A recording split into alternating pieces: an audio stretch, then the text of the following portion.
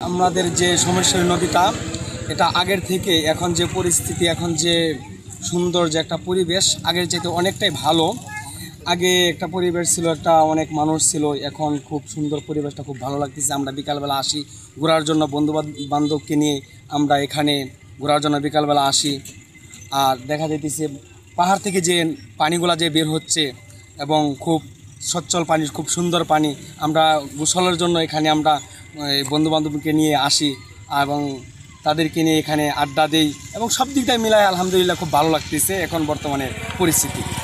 স্বপ্নের নদী, রূপসী নদী, সৌন্দর্যের নদী, পাহাড়ি কন্যা, আমরা নানানভাবে আমরা তাকে উপাধি দিই।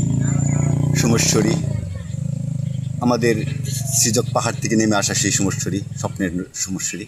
এই সোমেশ্বরীটাকে আমার একটা ধ্বংসের ধার প্রান্তে নিয়ে গেছিল। তারপর ভেলা মাধ্যমে আমরা আমাদের এই সুধীজনের মাধ্যমে এটা এবং বন্ধর পর যে গল্পটা শুরু হয়েছে, যে গল্পটা দেখা যায়, এটা বন্ধর পর একটা মানুষ দুর্গাপুরে গাড়ি অ্যাক্সিডেন্টে মারা যায়নি। জীববৈচিত্র্য এবং নতুন করে প্রাণ ফিরে পেয়েছে। আজকের ষষ্ঠ দানা থেকে আজ সোমেশ্বরী কাশবনের উকি দিচ্ছে এবং রূপ লাবণ্যের উকি দিচ্ছে এবং সে সবুজ কিছুটা দেখা যায় এবং আমাদের মাছেদের আনাগোনা হয়তো দেখা পাবো।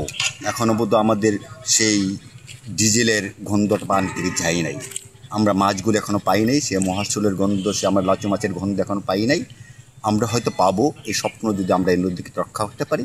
এরকম এই নদীর রূপ লাবণ্য এবং সৌন্দর্য রক্ষার জন্য আপনাদের কাছে আমাদের অনুরোধ সবসময় থাকবে এবং আপনাদের দৃষ্টিনন্দন চোখ, আপনাদের সুন্দর চোখগুলো যখন আমার চোখগুলি দিয়ে যখন আমার সমস্যা দেখবেন, তখন আমার সমস্যা বেঁচে থাকবে। আমি চাই সমস্যা বেঁচে থাকুক আমাদের জন্য, আগামীর জন্য, তার প্রজন্ম পর প্রজন্ম বেঁচে থাক এবং মানুষ এবং জৈব বৈচিত্র্যের জন্য। জেলার সোমেশ্বরী নদী একটি অন্যতম নদী। আমরা জানি যে এই প্রাকৃতিক ভারসাম্য রক্ষায় এবং জৈব বৈচিত্র্য রক্ষায় এই নদীটি অত্যন্ত গুরুত্বপূর্ণ। আমরা জানতে পারছি যে আমাদের জৈব বৈচিত্র্য ফিরে এসেছে, এখানে মাছ পাওয়া যাচ্ছে এবং অন্যান্য যে জলজ বিষয়গুলো রয়েছে সেগুলো খুবই আনন্দদায়ক। আমার মনে হয় যে সে আমাদের দুর্গাপুরবাসীর জন্য খুবই আনন্দদায়ক একটি বার্তা। এটি সকলকে ধন্যবাদ।